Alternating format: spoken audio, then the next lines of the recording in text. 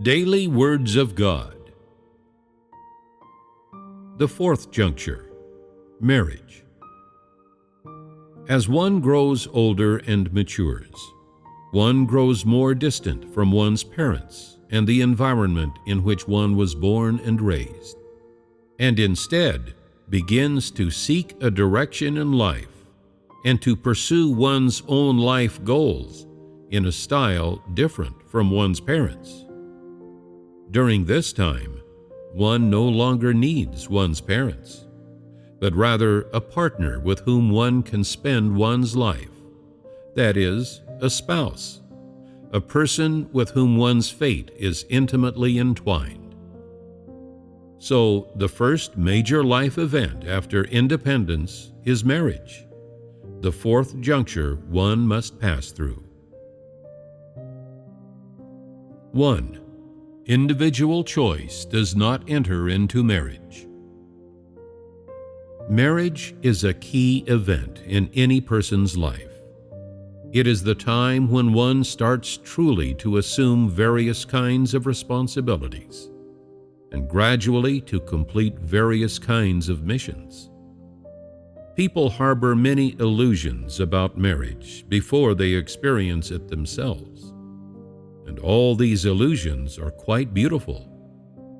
Women imagine that their other halves will be Prince Charming, and men imagine that they will marry Snow White.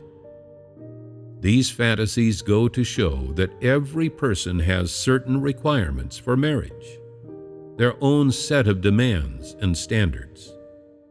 Though in this evil age, people are constantly bombarded with distorted messages about marriage, which create even more additional requirements and give people all sorts of baggage and strange attitudes. Any person who has experienced marriage knows that no matter how one understands it, no matter what one's attitude toward it is, marriage is not a matter of individual choice. One encounters many people in one's life, but no one knows who will become one's partner in marriage. Though everyone has their own ideas and personal stances on the subject of marriage, no one can foresee who will truly, finally become their other half. And one's own ideas on the matter count for little. After meeting someone you like, you can pursue that person. But whether they are interested in you, whether they are able to become your partner, that is not yours to decide. The object of your affections is not necessarily the person with whom you will be able to share your life. And meanwhile, someone you never expected may quietly enter your life and become your partner. The most important element in your fate, your other half, to whom your fate is inextricably bound. And so, though there are millions of marriages in the world, each and every one is different. So many marriages are unsatisfactory. So many are happy. So many span east and west, so many north and south. So many are perfect matches. So many are of equal social rank. So many are happy and harmonious. So many painful and sorrowful. So many arouse the envy of others. So many are misunderstood and frowned upon. So many are full of joy. So many are awash with tears and bring despair.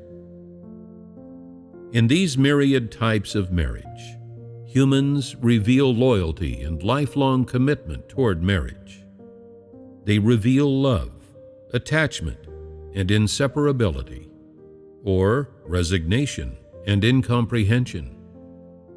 Some betray their marriage, or even feel hatred toward it. Whether marriage itself brings happiness or pain, everyone's mission in marriage is predestined by the Creator and will not change. This mission is something that everyone must complete. The fate of each person that lies behind every marriage is unchanging, determined long in advance by the Creator. 2. Marriage is born of the fates of both partners. Marriage is an important juncture in a person's life. It is the product of a person's fate and a crucial link in one's fate. It is not founded on any person's individual volition or preferences, and is not influenced by any external factors, but completely determined by the fates of the two parties, by the Creator's arrangements and predeterminations for the fates of both members of the couple. On the surface, the purpose of marriage is to continue the human race, but in truth, marriage is nothing but a ritual that one undergoes in the process of completing one's mission. In marriage, people do not merely play the role of rearing the next generation. They adopt all the various roles involved in maintaining a marriage and the missions those roles require one to complete. Since one's birth influences the changes undergone by the people, events, and things that surround it, one's marriage will also inevitably affect these people, events, and things, and furthermore, will transform them all in various ways.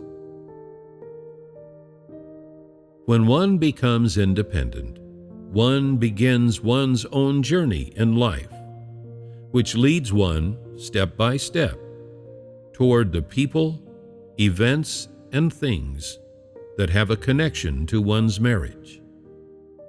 At the same time, the other person who will be in that marriage is approaching, step by step, toward those same people, events, and things.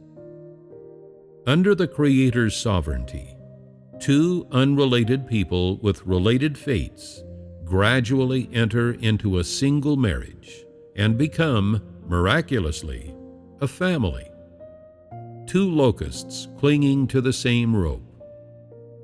So when one enters into a marriage, one's journey in life will influence and touch upon one's other half.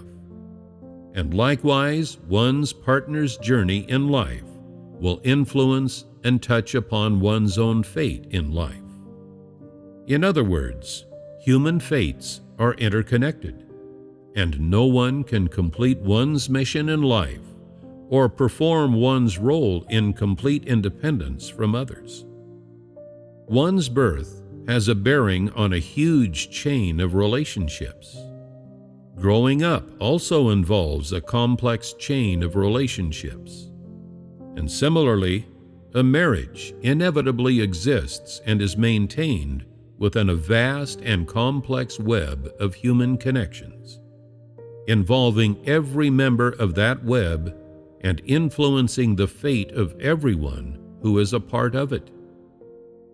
A marriage is not the product of both members' families, the circumstances in which they grew up, their appearances, their ages, their qualities, their talents, or any other factors. Rather, it arises from a shared mission and a related fate. This is the origin of marriage, a product of human fate orchestrated and arranged by the Creator.